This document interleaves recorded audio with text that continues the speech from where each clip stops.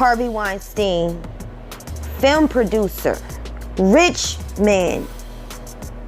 This man is a man that created a lot of movies that we watch that we don't even know.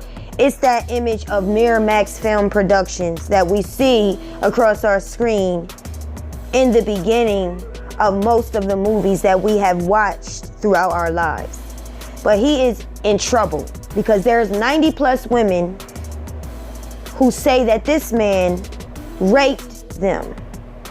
So let's just get an update of what's going on with the free man that is accused of raping over 90 women. Harvey Weinstein's upcoming rape trial will take place in Manhattan, despite the urging of his legal team. On Thursday, a New York State appeals court denied Weinstein's motion to move the trial to a different location, ruling that it must stay in the city, according to the Wall Street Journal. It is ordered that the motion is denied in its entirety, the decision reads. Weinstein's legal team was seeking to move the trial outside of the city, suggesting Albany County or Long Island, Suffolk County. WSJ notes, why? Because the New York City trial would encourage an already circus-like atmosphere surrounding the case, Weinstein attorney Arthur Adela claimed in court papers. Circus-like atmosphere has been created by government officials, media coverage, and political activists who view this matter more as a political, cultural, and social event than a criminal trial, he wrote. He also argued that a New York City jury would be unable to fairly assess the case. In court papers, Assistant District Attorney Harlot Galvin assured that jurors would be fairly thoroughly screened. The fact is that New York County, which is its rich basis of jurors from vastly varied backgrounds, provides one of the best opportunities in New York State to ensure a pool of impartial jurors, she wrote. She also wrote that jurors in Albany and Long Island have access to the same news sources and social media as their counterparts in Manhattan, making a location change move. Reps for Weinstein have not yet responded to Vanity Fair's request for comment about the appeals court decision.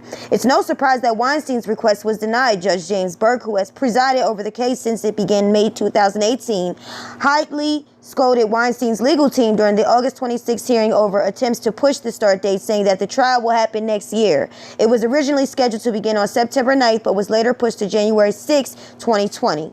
Weinstein faces 5 charges brought against him by the Manhattan District Attorney's Office, including 2 counts of predatory sexual assault, a criminal sexual act, rape in the 1st degree, and rape in the 3rd degree. He has pleaded not guilty to all charges. So Harvey wants it outside of New York City, and his legal team is coming up with all these intellectual, very articulate, different scenarios of why it should not be in the city.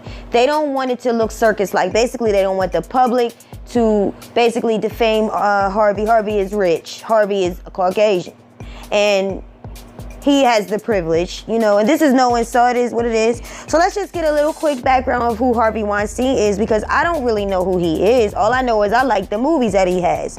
Let's read a little bit more to find out a little bit more about Mr. Weinstein. Film mogul Harvey Weinstein helped produce such acclaimed films as Pulp Fiction, Good Will Hunting, and Shakespeare in Love. He was fired from his studio in 2017 amid allegations of sexual harassment. Who is Harvey Weinstein? Harvey Weinstein is a former movie producer who established the Miramax Films Corporation with his brother Bob in 1979. Miramax went on to produce critical and commercial hits like Pulp Fiction and Shakespeare in Love, and the brothers found more success after launching the Weinstein Company in 2005. Weinstein's reputation was severely damaged after reports surfaced in October 2017 of his alleged sexual harassment of women, resulting in his expulsion from the Weinstein Company and the Academy of Motion Picture Arts and Science, as well as a series of criminal and civil lawsuits.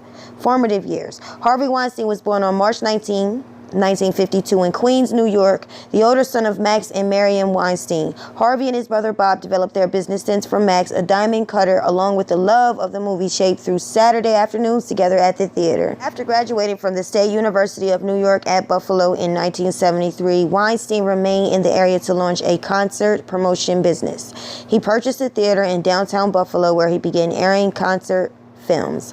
McGowan is an actress who describes her situation. It was in January of 1997. She was 23 years old at the Sundance Film Festival. She said that Harvey Weinstein was a few seats away from her, that there was a scene in the movie that they were screening, it was actually her movie, Going All the Way was the name of the movie. And in that scene, she had took her bra off, everything. She was bare-chested, bare-breasted, and it was a sexually stimulating and seductive scene. Some other movies that she actually was in is Encino Man, The Doom Generation, Independent Spirit Award nominated for this movie in 1995. Scream was another movie. Devil in the Flesh and Jawbreakers. Those are some of her main movies. So to talk about what happened with her was that she was invited by her manager. Her manager set up a meeting the next day after that screening to meet with Harvey Weinstein. They were supposed to meet at a hotel restaurant. When she gets there, she ends up, they're telling her that the meeting was moved to his suite. So she describes as seeing him as a monster, terrible looking. You know, she walks to the door to leave. Weinstein pushes her into his suite jacuzzi room and takes her clothes off. She was so shocked, she says, that she froze like a statue. He picks her up, sits her on the edge of the jacuzzi, and performed forced fellatio on her, is what she describes. After that, she went to press charges on him, but was talked out of it. She finally reached a settlement of $100,000 in August of 1997. She says that at the time, in her young mind, that was a lot of money. She felt as though with the woman, the lawyer or someone had told her that in this business, you won't win. Because she went to press criminal charges, but she got talked down from it because in this business, you don't win.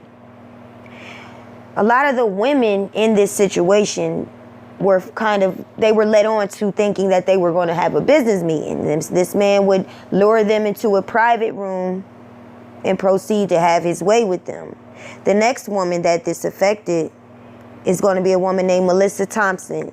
A lot of y'all saw the video of her when she had a meeting, an interview, where she pitched an idea to Harvey Weinstein, and she had caught it all on, she taped it, so it was all on video of him hugging her and rubbing her back, and you could see how she was trying to push him away, and she was off-put by the whole situation. She was 28 years old, September 2011. She expected to meet with a marketing team, but Weinstein was alone when she met him. He had even asked on camera the staff for privacy. He said no interruptions. Weinstein kept flirting with her, and a few hours after that, Melissa says that she ended up meeting him at a hotel, which is his MO, and she says that he raped her. Harvey Weinstein, his MO is taking these women to secluded areas, usually at hotels, which is easy access. You're at a hotel. He says that these women would have consent. His lawyer and his legal team is saying that this was consensual sex. Okay, come on, that's so random, huh? No, that's something you would expect him to say. I'm starting to get the feeling that Harvey likes when women are not expecting it. It turns him on when women are not flirtatious, not seductive, not forward, like where they are trying to get with him. It turns him on when they really are saying no. So the fact that they are fighting wills, I think that this is a major turn on for Harvey Weinstein. Melissa Thompson is an everyday looking person. She don't really look flashy. She doesn't look, you know, like whore-like. Honestly, she doesn't look like the typical type that a rich man like Harvey would want. But then again, Harveys don't look like the kind of guy that is, you know, the ladies' man type of guy. But if you look at Harvey on a different spectrum, as I can see that Harvey, y'all are gonna hurt me. Sex appeal. He has sex appeal. Even though he's a big dude, Harvey's a big guy now. He might look sloppy, y'all. It don't matter. Harvey wasn't always looking like that. Money make you look good. Harvey has some sex appeal to him. So I can understand that women, they are attracted to go with him, and they are easily led, but he's not that attractive guy in a room, you know, that you would jump to. So The next person that has these allegations, again, to support the claim that Harvey is a bastard, is Ashley Judd. Ashley Judd has a famous mother. I believe her name is Naomi Judd.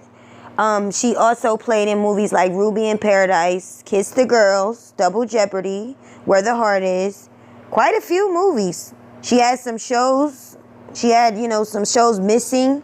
He asked Ashley to meet with him and have a business meeting. So again, the famous place. He wants her to come to a hotel for this business meeting. She's thinking it's going to be on the patio. When she goes to the front desk, they say, no, he's in his room.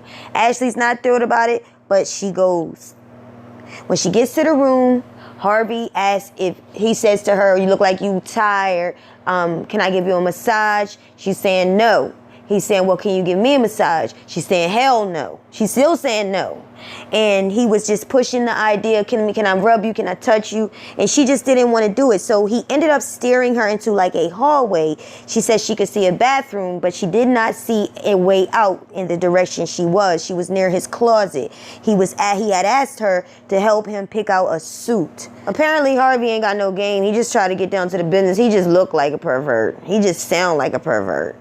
So Ashley comes up with this brilliant, idea, which I'm being very sarcastic. She says, when I win an Oscar in one of your movies, I will.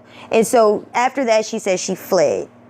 Later on, the interviewer in that interview had asked her, well, what the hell? How do you feel about that? And she said, she was talking about shame. She tried to look at it in a different way. She said in one perspective, she felt as though that was brilliant. In another perspective, it was just another skate for her. And I'm paraphrasing all of this, y'all, because this is really off the top and notes. But just to paint a picture of the type of scenarios that his MO and how he would paint and set the scene. So what do y'all think about that? What do you think about so far about Harvey and these encounters, his MO and how he gets these women to go to his hotel? He already kind of sets it up, doesn't he? He already kind of sets it up where you have to say that he can say it's consensual. Because you come into a hotel to me. You're coming to a hotel to me. It's not like you going outside or he rush up on you. No, he's inviting you to a hotel and you willfully go because in your mind, you innocent. And you just thinking you're going to meet this major film producer, this man, this rich man that has won so many Oscars, Tony Awards, Emmys. There's been over 90 women, y'all. And Angelina Jolie, Gwyneth Paltrow are two more of them. These are beautiful women that are in Hollywood that this man has tried to get some from. Some of which said that he's full on raped them. You see the charges he's up against. I'm talking about sex degree in the first, the third, the fourth. He has some real rape charges that he's going for. But it's crazy how R. Kelly is the one in jail. And R. Kelly has not raped anyone. He has not raped anyone. He has had relationships with those women that he's being accused of dealing with. But Harvey is not in jail. I'm not saying that Harvey is better. I'm not. I'm just saying it's not fair treatment when you're talking about over 90 women since 1997 that have been violated by this man. It's astronomical. Like, I don't understand how that happened. What do we do? Do we fight for him? Or do we want him to pay for what he did? Like, when I actually listen to this story, when I read through the little bit that I read, watch the little videos I watched, just the way it happened. The fact that you are a pervert, like you you rich. You can, women want you. You have to go for the ones that you have a taste for the ones that don't want you. That you have a taste for the ones that's off guard, that don't know what's coming. Innocent women. These women they want, like the woman said, I want to win an Oscar. They want that part in your movie. You using that to your advantage. And you taking them because they're weak. So, there you go. That's just some of what is going on in Hollywood. This is an epidemic here. Like, they are really trying to take these men down. Harvey better come up with some good ass stories for this, because they are frying him. Literally. So tell me what y'all think.